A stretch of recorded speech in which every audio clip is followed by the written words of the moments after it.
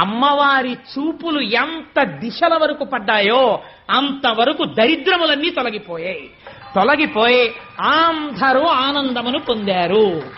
లక్ష్మీదేవి జన్మించింది ఆనాడు పాలసముద్రం దగ్గర ఉత్సవం జరిగినట్టు జరుగుతోంది. నేను ఇక్కడ నమ్మి ఒక మాట చెప్తున్నాను, ఇవాళ ఈ ఘట్టాన్ని ఎవరు విన్నారో వాళ్ళకి కొన్ని కోట్ల జన్మలు తరమవలసిన దరిద్రం నశించిపోయింది.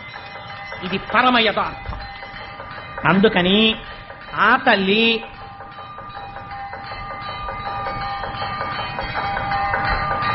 ఒక్కసారి మీ అందరూ కూడా మానసికంగా అదిగో అక్కడ ఆ నీరాజనాన్ని తీసుకోండి, ఒక్కసారి అది కళ్ళకద్దుకుని నమస్కారం చేసుకోండి.